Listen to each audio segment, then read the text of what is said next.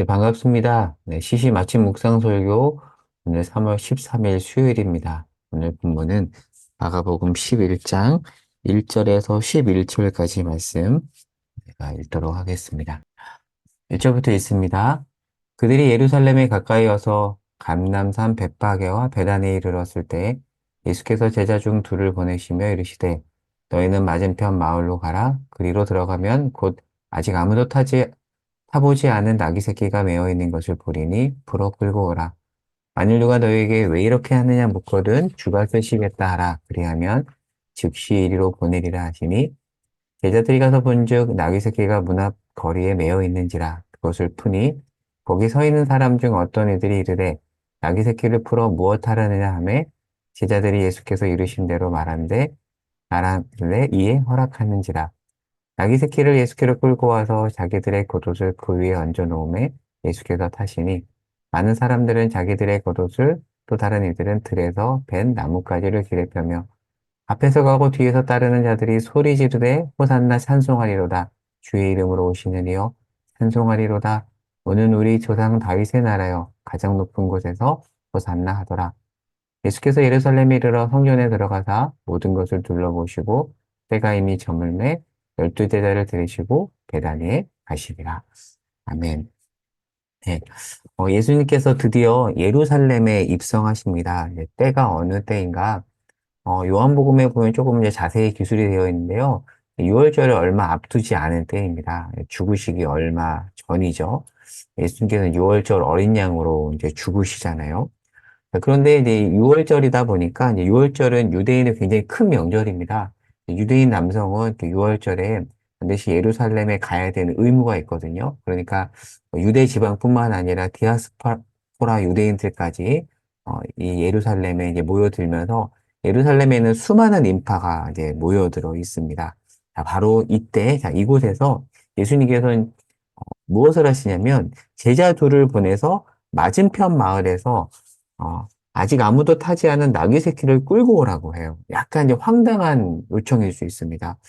아직 아무도 타보지 않은 그냥 성인 이렇게 큰 나귀도 아니고 나귀 새끼를 끌고 오라고 합니다. 자, 그러면 누가 물어보겠죠.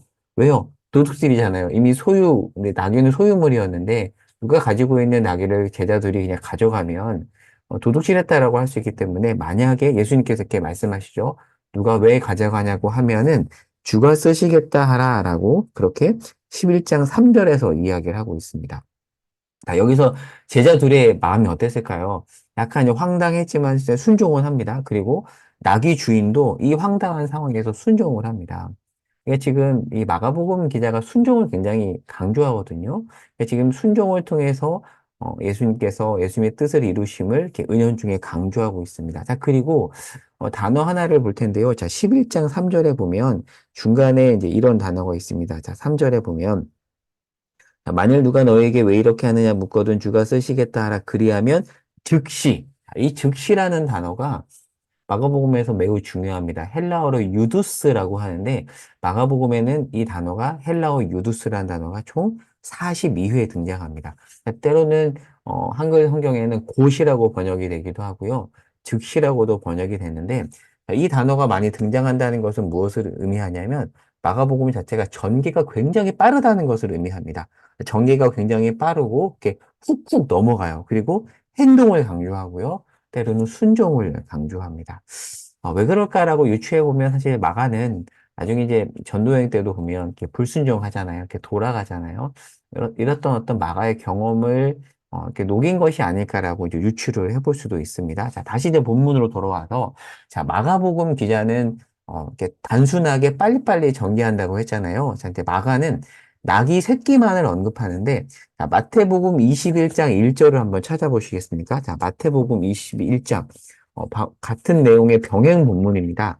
그래서 성경을 읽을 때 이렇게 같은 내용을 담은 다른 복음서를 보면 내용이 풍성해집니다. 자, 마태복음 21장 1절에 가면 자, 21장 1절, 2절에 보면, 자, 1절에 예루살렘에 가까이 갔다라고 오늘 내용과 똑같죠. 2절에 보면, 이르시되 너희는 맞은편 마을로 가라. 그리하면 곧 메인 나귀와 나귀 새끼가 함께 있는 것을 보리니. 자, 마가복음과 어떤 차이가 있죠?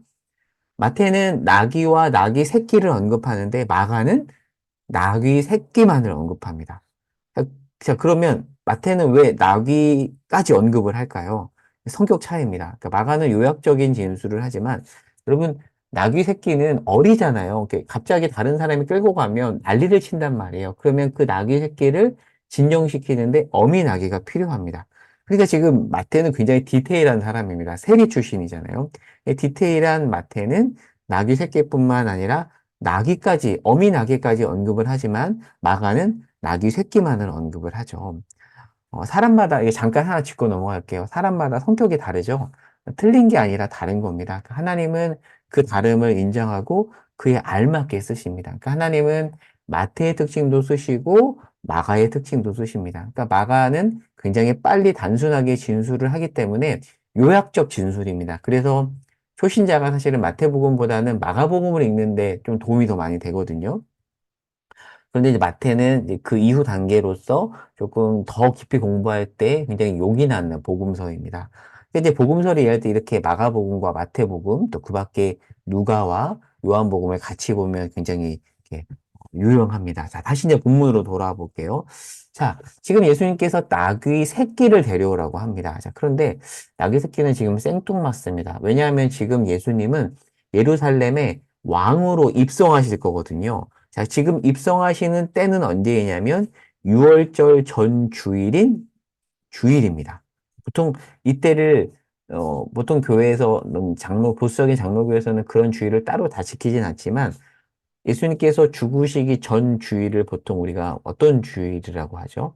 네, 종려주일이라고 하잖아요. 그래서 주일학교 공과공부에서는 종려주일을 언급을 하는데 왜 종려주일이냐면 이렇게 그림에도 나오지만 예수님께서 이렇게 입성하실 때 사람들이 종려나무 가지를 흔들잖아요. 자, 이 종려나무는 대선장군 행진 때 이렇게 흔드는 거였거든요. 그러니까 지금 예수님은 왕으로서 입성을 하시는데 근데 사람들이 종려나무 가지를 흔들긴 하지만 예수님은 일반 왕처럼 어떤 전차나 화려한 군마를 타지 않고 뭐를 타시죠?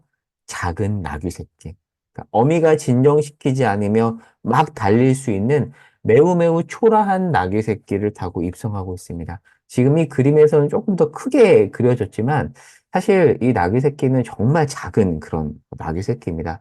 조금 더 제가 실감나게 이야기해 볼까요? 그러니까 대통령이 고급 외제 승용차를 타고 이렇게 교회를 오는데 만약에 교회를 온다고 해보세요. 교회 오는 게 아니라 만약에 대통령이 제가 모닝을 무시하는 게 아니라 제가 모닝을 몰았었거든요. 저의 두 번째 차가 모닝 스틱이었어요. 이렇게 스틱으로. 좀 싼 걸 산다고 이제 모닝 스틱을 사면서 서울 시내에서 운전할 때 정말 무릎이 나갈 뻔했었는데 그런 차를 타고 오는 거예요. 제가 이제 모닝 스틱을 타고 다니니까 사람들이 아유 목사님 하필이면 왜 모닝 그것도 스틱을 타고 다니세요? 이제 그런 말을 제가 들은 적도 있는데 대통령이 그렇게 온 거예요. 고급 외제차가 아니라 모닝 스틱을 타고 지금 온 겁니다. 지금 예수님이 나귀 새끼를 타고 예루살렘에 입성하시는 모습이 흡사가 그와 같다라는 거죠. 자, 이것은 무엇을 의미할까요? 메시지가 있습니다. 자, 그림을 하나 더 보면 제가 이렇게 그림을 더 가져왔는데요. 예수님께서 나귀 새끼를 타고 입성을 하시고 사람들이 종려나무 가지를 흔들고 있죠. 자, 그런데 이 모습은 갑자기 예수님이 어떤 생뚱맞게 뭔가를 보여주는 정도가 아니라 구약에 예언된 예수님의 메시아 예언의 성취입니다. 자, 스가랴 9장 9절 말씀 제가 화면에 띄웠는데요. 읽어볼게요. 자, 시온에 따라 크게 기뻐할지어다. 예루살렘에 따라 즐거이 부를지어다. 보라, 내 왕이 내게 임하시나니 그는 공의로우시며 구원을 베푸시며 겸손하여서 나귀를 타시나니 그것도 그냥 나귀가 아니라 나귀의 작은 것 곧 나귀 새끼니라라고 예언되어 있습니다. 그러니까 이 모습은 권력이 아니라 온유와 섬김으로 세상을 다스리시는 세상의 흔한 다스림 방식과 다르죠. 온유와 섬김으로 다스리시는 예수님을 보여주는데 바로 구약 스가랴 예언서의 성취입니다. 그러니까 구약에서 예언된 메시아라는 거죠. 지금 예수님이 그것을 보여주고 있습니다. 그런데 지금 제자들은 당황해하고 있어요. 왜요? 제자들이 볼 때 예수님은 어떤 화려한 왕으로 입성하는 거였거든요. 구약 말씀을 알고 있었지만 이들의 어떤 가려진 눈이 이 구약 말씀을 인식하지 못한 겁니다. 제자들의 야망을 봤잖아요. 제자들은 예수님이 왕에 오르면 그 옆에 어떤 장관 자리 하나씩 노리고 있었거든요. 그래서 그 가치관, 그 욕망 때문에 구약 말씀을 외면하고 있습니다. 우리도 그럴 때가 있죠. 또 우리의 야망이나 잘못된 가치관 때문에 하나님의 말씀이 분명히 선포되고 있음에도 불구하고 그 말씀을 외면하고 이해하지 못하고 우리가 주일 설교 말씀에 들었던 것처럼 깨닫지도 못하고 두려워할 때가 많이 있는 것 같습니다. 제자들은 지금 이 야망 때문에 약간 당황스러워 하는 거예요. 예수님이 정치적 메시아가 되어야 되는데, 그래서 말이나 전차를 타고 와야 되는데, 나귀 새끼를 타면서 그것도 제대로 걷는 게 아니라 뒤뚱뒤뚱한 거예요. 여러분, 작은 나귀 새끼 위에 성인 남성이 타고 있다고 생각해 보세요. 뒤뚱뒤뚱 거리잖아요. 지금 예수님께서 그렇게 입성하고 있습니다. 그러나 예수님은 이들의 어떤 당황스러운 반응을 뒤로하고 묵묵하게 나귀 새끼를 타고 입성하십니다. 자, 그러자 사람들이 이제 겉옷을 펴고 나뭇가지를 흔들고 뭐라고 말을 하죠? 호산나 다윗의 자손이여 라고 외칩니다. 여러분 성경 말씀을 볼까요? 자, 11장 9절 10절 말씀을 볼게요. 제가 읽겠습니다. 앞에서 가고 뒤에서 따르는 자들이 소리 지르되 호산나 찬송하리로다 주의 이름으로 오시는 이여 찬송하리로다 오는 우리 조상 다윗의 나라여 가장 높은 곳에서 호산나 하더라. 종려나무는 아까 말한 것처럼 어떤 승리와 평화의 상징으로 보통 왕이 전쟁에서 승리하고 돌아올 때 이렇게 흔드는 나뭇가지였거든요. 그래서 지금도 이렇게 유대인의 돈하고 유대인의 회당에 가면 이 종려나무 장식이 있습니다. 그들이 인식하는 또 종려나무에 대한 어떤 생각이 이 안에 담겨 있는 거죠.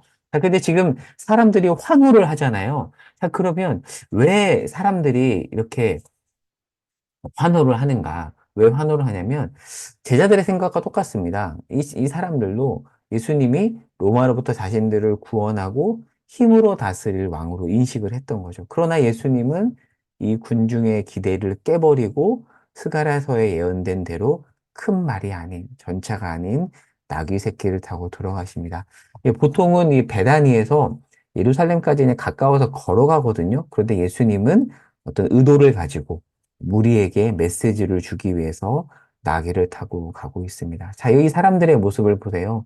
손을 흔들고 환호를 하잖아요. 그런데 이 환호는 예수님이 정치적 메시아가 될 거라는 기대에 따른 환호입니다. 그러니까 지금 이것을 오늘날로 재현해 본다면 그런 겁니다. 유튜브 조회수 몇만, 막 좋아요 엄청나게 많이 눌리고 그렇게 사람들이 환호를 하는 건데 그런데 예수님은 그 모습에 연연하지 않고 묵묵하게 길을 가십니다. 즉 환호에 휩쓸리지 않으십니다. 왜요?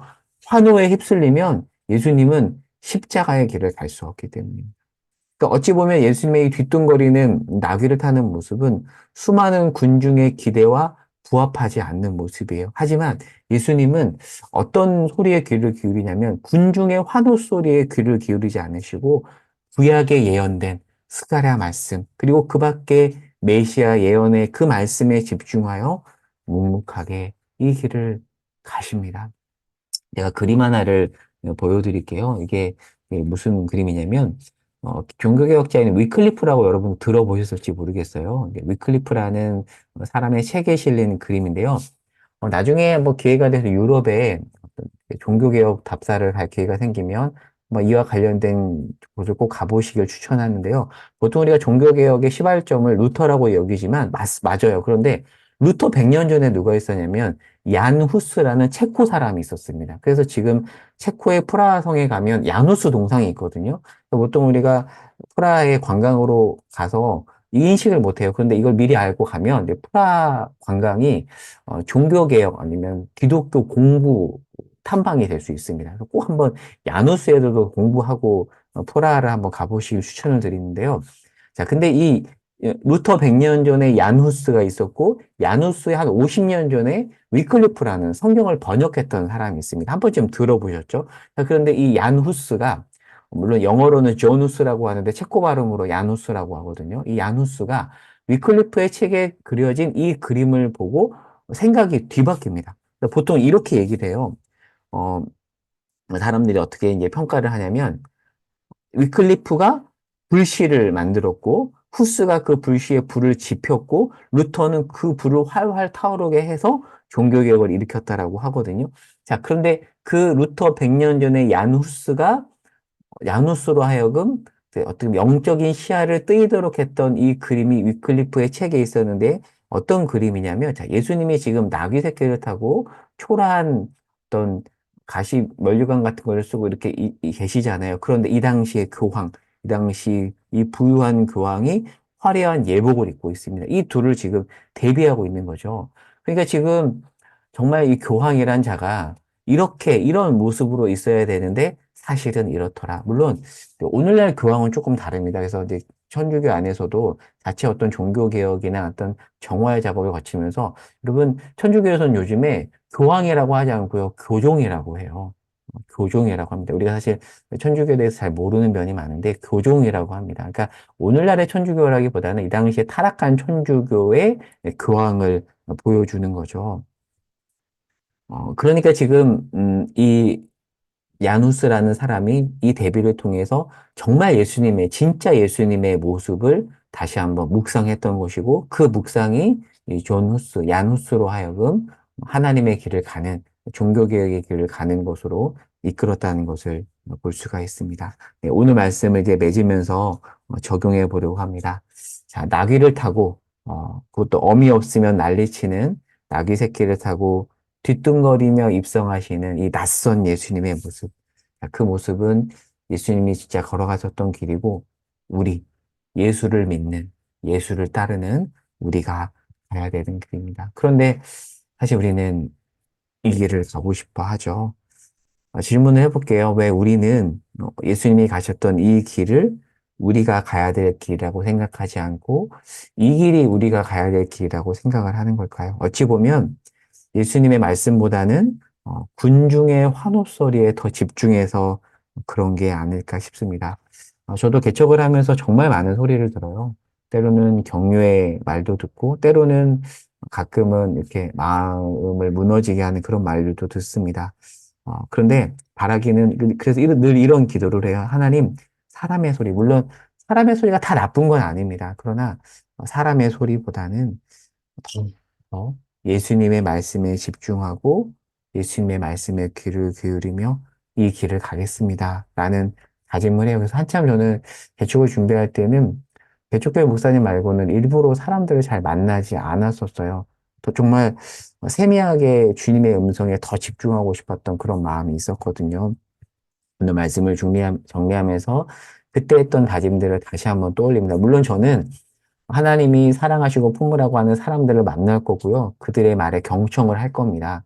그러나, 이 가는 길에 있어서 사람의 말보다 하나님의 말씀을 더 집중하고 싶은 마음이 있습니다. 그러니까 사람의 말을 경청하지 않겠다는 것이 아니라 제 마음의 중심에 하나님의 말씀을 더 두고 싶다라는 어떤 다짐이라고 볼 수 있습니다. 네, 말씀을 맺겠습니다.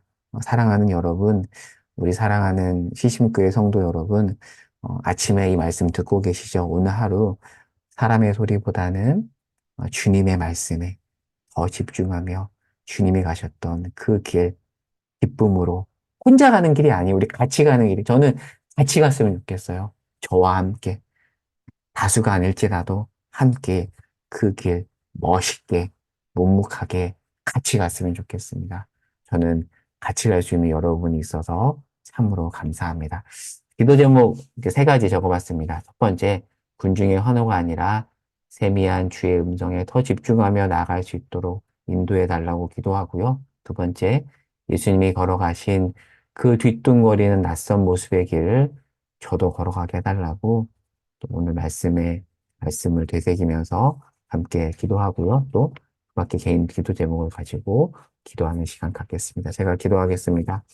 하나님, 예수님의 그 낯선 모습, 그 뒤뚱거리는 나귀 새끼를 타고 가시는 그 모습, 하나님, 제가 가야 될 길임을 알고 있습니다. 그 길 멋있게, 그리고 함께 가고 싶습니다. 그리고 목회자로서 그 누구보다도 먼저 당당하게 가고 싶습니다. 하나님, 이렇게 다짐하지만 행할 실력이 없습니다. 은혜를 구합니다. 함께하여 주시옵소서. 예수님의 이름으로 기도합니다. 아멘. 함께 기도하는 시간